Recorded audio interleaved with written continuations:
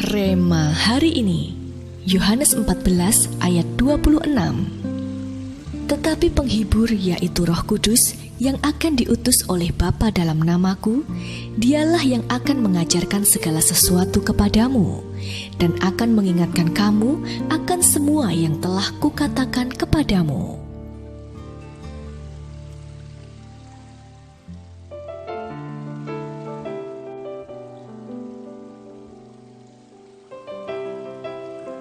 James Gilmore, seorang misionaris di Mongolia, diminta untuk merawat beberapa serdadu yang terluka.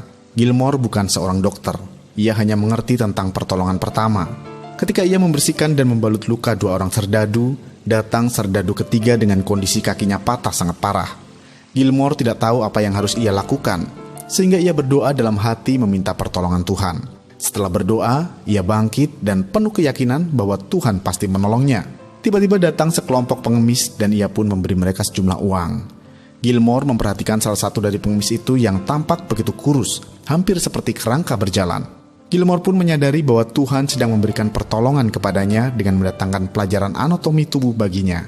Dengan seizin pengemis itu, Gilmore memeriksa dan mempelajari tulang pahanya, sehingga ia mendapat hikmat dan tahu apa yang harus dilakukan untuk memperbaiki tulang patah serdadu itu. Kisah Gilmore ini tidak berbeda jauh dengan yang dialami Yusuf, yaitu ketika Yusuf diberi kepercayaan untuk memerintah pada masa 7 tahun kelimpahan dan 7 tahun kekeringan. Tentu hal itu bukanlah situasi yang mudah, tetapi kita semua tahu bahwa Yusuf hidup penuh dengan Roh Kudus. Ia memperoleh hikmat dan penyertaan Allah yang luar biasa, sehingga mengerti apa yang harus dikerjakannya selama masa itu. Alkitab pun mencatat bahwa Yusuf berhasil menjadi penyelamat bangsa yang besar.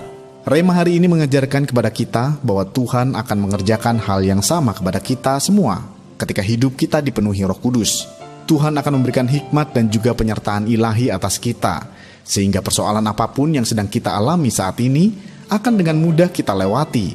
Segala kegagalan kita akan digantikan dengan keberhasilan, duka cita digantikan dengan sukacita, bahkan hidup kita akan menghasilkan buah yang sangat lebat.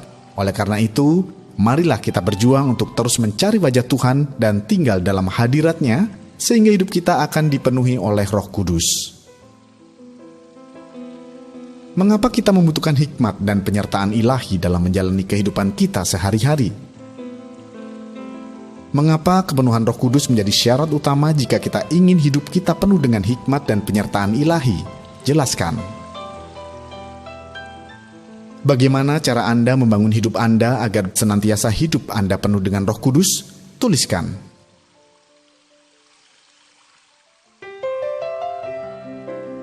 Tuhan Yesus, terima kasih atas kasih-Mu bagi kami yang begitu luar biasa. Kami juga bersyukur karena Engkau telah memberikan bagi kami seorang sahabat dan penolong yang begitu setia. Kami rindu hidup kami penuh dengan Roh Kudus, sehingga kami pun penuh dengan hikmat dan senantiasa dalam penyertaan-Mu. Di dalam nama Tuhan Yesus kami berdoa. Amin. Saat dipenuhi oleh Roh Kudus, kita juga dipenuhi dengan hikmat dan penyertaan ilahi.